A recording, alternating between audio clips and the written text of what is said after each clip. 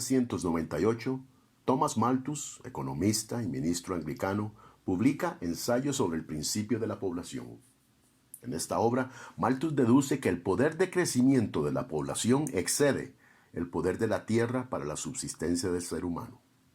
Sin basarse en ninguna evidencia, propone que el mundo entrará en una crisis que llegará a fulminar para el año 1890 y que es necesario empezar a tomar medidas drásticas para detener esta catástrofe.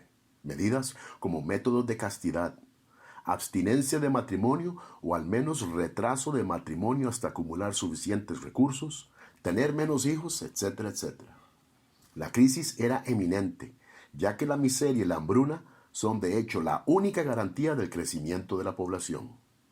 Discípulo de Jean-Jacques Rousseau y sus políticas socialistas, Thomas Malthus llegó a ser admirado por grandes personajes, entre los cuales estaban Charles Darwin, quien junto con sus teorías de evolución influenciaron toda Europa a fines del siglo XIX. Francis Galton y sus teorías en la disciplina de eugenasia, o cómo mejorar las razas superiores, cuasi ciencia que tuvo devastadores resultados en Europa en el siglo XX. Desgraciadamente, Malthus fallece en 1834 y no pudo darse cuenta que todas sus predicciones fallaron en realizarse. Para el año 1890, en la que supuestamente iban a haber hambrunas por escaseces de alimentos, el occidente se encontraba en medio de la más grande expansión económica jamás vista. La revolución industrial aplastó todas las expectativas de Malthus, pues, como todo catastrofista, subestimó el ingenio del ser humano. La tecnología ahora hacía que la agricultura produciera más, en menos tiempo, con menos esfuerzo y ocupando menos terreno, alimentando y prosperando a millones más que en toda la historia del ser humano. Habiendo fallado en todas las suposiciones, uno creería que Thomas Malthus y su obra se hubiese arrinconado en la esquina del olvido, como reliquia de una época de ignorancia y superstición. Pero no fue así. Aunque el mito del hacinamiento global después de la devastación de las dos guerras mundiales perdió rodaje, de vez en cuando siguió asomando su rostro en Europa y en las Américas, resucitando aquí y allá las falsas teorías malthusianas, claro, reenvasadas para el gusto de nuevas generaciones. Esto es hasta que la izquierda, que nunca duerme, encontró la mezcla perfecta, la fusión ideal, al fundir las teorías malthusianas con el movimiento ambientalista que de por sí ya se encontraba en auge desde los años 50. Y fue así como las profecías malthusianas de cataclismo, pesimismo y mentiras fueron resucitadas en una nueva presentación, un nuevo estilo, una nueva voz. Les presento a Paul Ehrlich.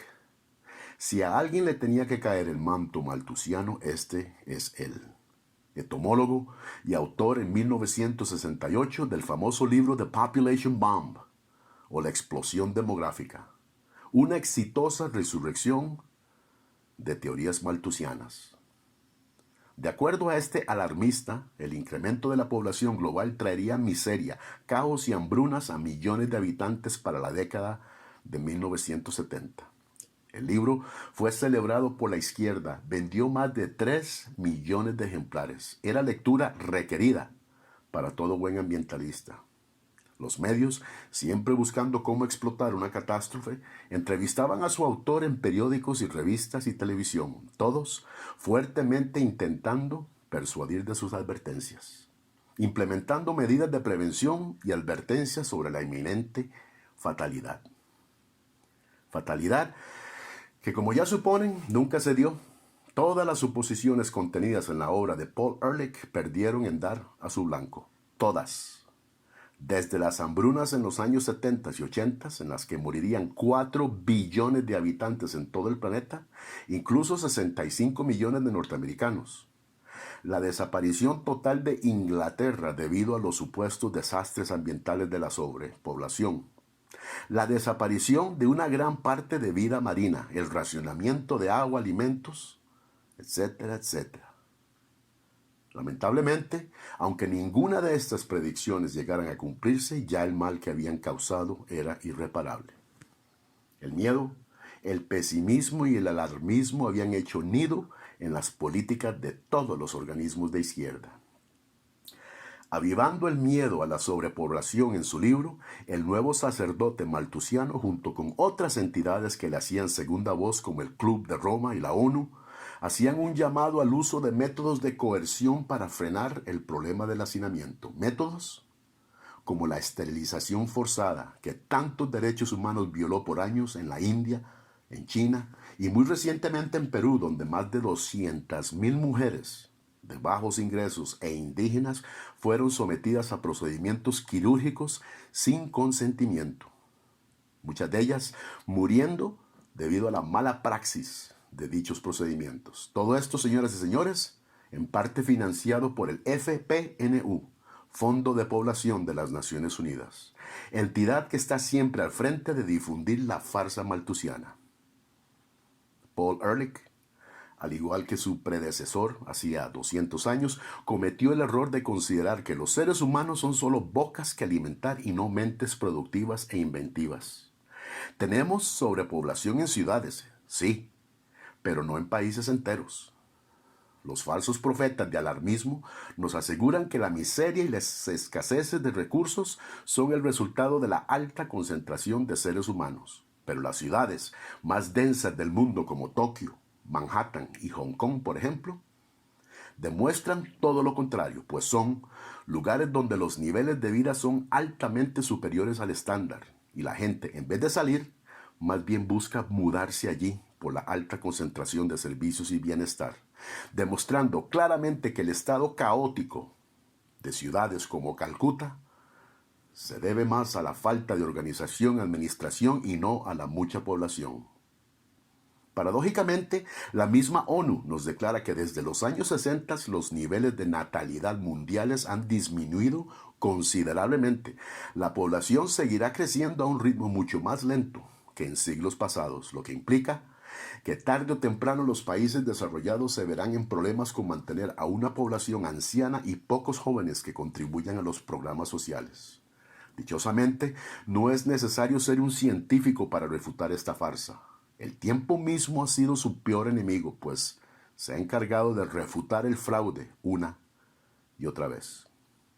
Si no fuese porque la izquierda le sigue administrando soporte vital, ya esta mentira hubiese sido trasladada a la morgue hace años. A la izquierda no le importa si las suposiciones son verdad o no. Lo importante es mantener la narrativa del temor y el cataclismo para intimidar y obligar a la obediencia. Eliminar toda oposición. Como ya dijimos, el mal está hecho. El Fondo de Población de las Naciones Unidas, FPNU, entidad que ya mencionamos con sus tiránicos métodos de control de población, es la entidad directamente responsable de negar ayuda a países que no se conformen, que no se ajusten a las políticas izquierdistas de la ONU. Por ejemplo, en el año 2019, durante la cumbre de la Conferencia de Población y Desarrollo CIPD, llevado a cabo en Nairobi, Kenia, los oficiales de dicha entidad hacían un llamado a imponer sobre las naciones en subdesarrollo las políticas que han devastado al occidente por décadas.